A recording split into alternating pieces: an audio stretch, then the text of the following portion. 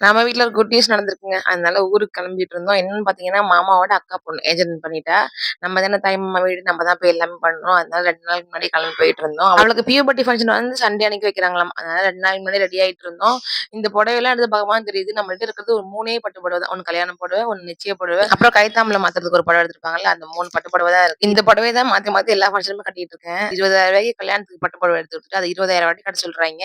கடந்த 8 வருஷ காலமாவே நம்மள்ட்ட இருக்குது இந்த 3 பட்டு புடவ தான்டா சாமின்னு நெனச்சுட்டு, இப்பயும் அதிலயே ஒரு புடவ எடுத்து வச்சுட்டு கிளம்பியாச்சு. நம்ம பண்ற தப்பே அத கட்டிட்டு அப்புறம் அப்படியே போட்டுறோம். மடிச்சு வச்சுடுறோம். அப்போதைக்கு நெனைக்க மாட்டோம். அதெல்லாம் ஃபங்ஷனுக்கு அப்ப, ஐய்யய்யோ! அது அழுக்கா இருக்கே, அது கரையா இருக்கே, அது அயர்ன் பண்ணலையேன்னு தோணிட்டு இருக்குது. அப்புறம் போயிட்டு பாப்பாவ போயிட்டு அழைச்சுட்டு அப்புறம் தான் கிளம்பி போயிருந்தோம். அப்புறம் அந்த பாப்பாக்கு வந்து காலைல சாப்பாடு செஞ்சு போடுறோம். தாய்மாமா வேற சாப்பாடு செஞ்சு போடணும்ல, அந்த ஃபங்ஷன் நாளைக்கு காலைல இருக்கு. அதனால அவளுக்கு போம்போது ட்ரெஸ் எடுத்துட்டு போயிட்டு, அப்படியே ஒரு ஹோட்டல்ல உட்காந்து சாப்பிட்டாச்சு. ஏன்னா வீட்டுக்கு போய் மணி 11 ஆயிடுச்சு. நாங்க தாய்மாமா சரி என்னென்னலாம் வாங்குறோம், என்ன எப்படிலாம் பண்றோம்ன்னு சொல்லிட்டு நெக்ஸ்ட் வீடியோல அப்லோட் பண்றேன். கண்டிப்பா மிஸ் பண்ணாம பாருங்க. Stay tune. Bye by.